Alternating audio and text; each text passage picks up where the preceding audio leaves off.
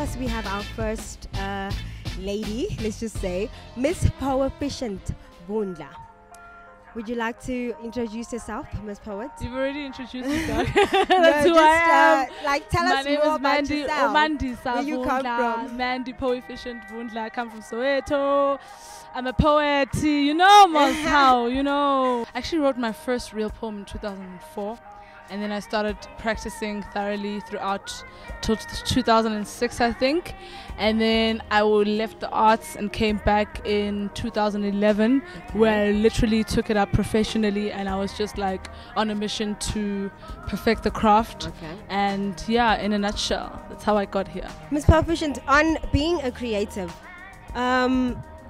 what does being a creative or being creative mean to you as an individual? How you create what you create that makes you different to other creators, you know. So being an artist is all about creation. It's all about ideas, you know, deciphering ideas in a way that the next person could probably do the same thing, but they wouldn't necessarily have your unique signature on it. And I think that's what has made me the creator that I am. I like how you say unique signature. When you're like, you know what, actually I'm cracking it. You know, actually people are listening, people are hearing, people are coming back to me with references from my work saying, you know what, when people attend shows and they listen to your work and they're like, I am not leaving as that same person that I arrived as. Yeah, and then you realize that actually this is what I was destined to do. So it doesn't matter how many times you do it, in which spaces you do it, but when you start touching people individually, and they start, I had a guy who reminded me today, he's like, I saw you, and the only thing I saw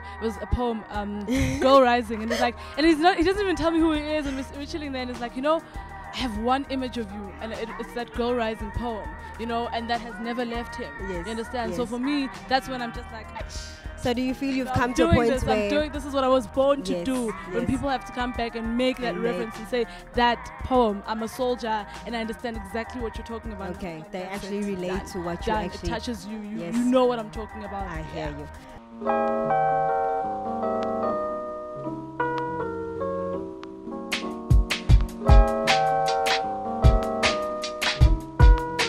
I know you get artists who say, before I write or before I perform, this is what I do. Any rituals that you perform before a poem or before you decide I'm gonna write? Do you decide, okay, this is what I'm writing on, or you just, what happens? What happens to Mandi Poefficient? I decide on what I'm writing on, and then I go off a tangent, and it's not the plan. So I initiate the poem, but I don't necessarily have a plan as to how it's going to end and what the body's going to look like.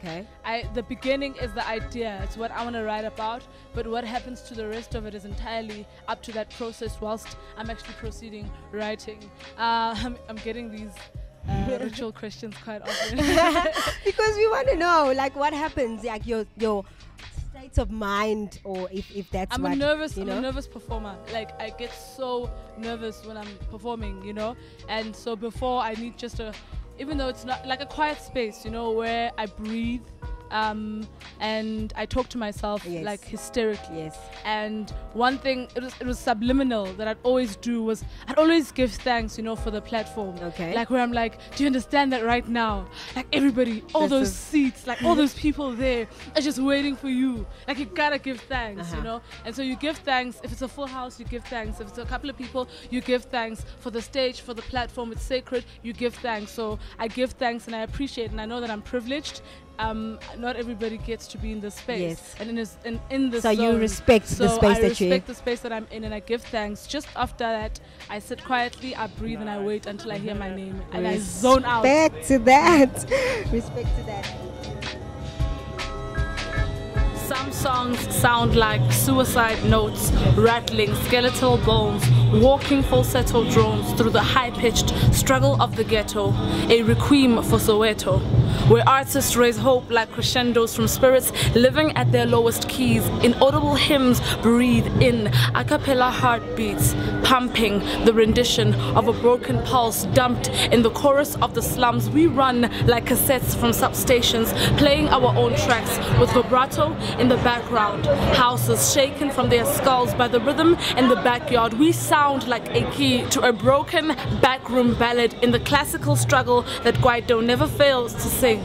A genre built from informal settling beats that stands like a bridge in the townships where we cross our fingers around musical hearts. That Zola is no demon possessed by the slums, composing hit tracks to beat on his women, that he doesn't conduct his quartet of children with the same strings he pulls to swear at women like Mpho.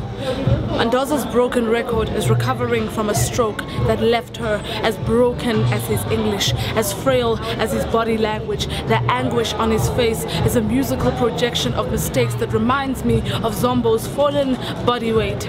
A fully blown trumpet of AIDS blowing its last regrets over our heads, so we question the music we play in our beds. Umtandazo Wabolova couldn't save Brown Dash from dying with nothing in his hands.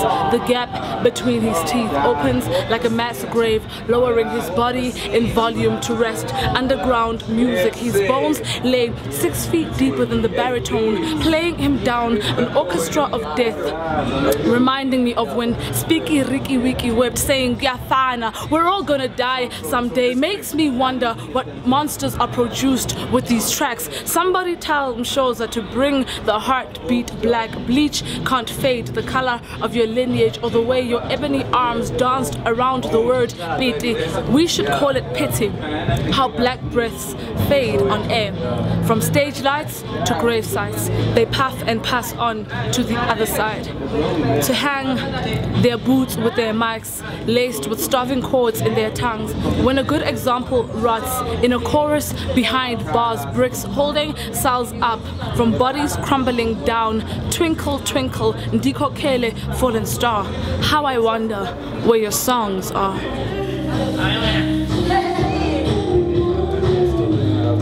That's us and Mandi Poefficient live right here at the Curiocity Backpackers, where we will be holding first installments of the at-home installations, poetry, or rather artist profiles, every first Sunday of every month. We'll be profiling artists. Peace.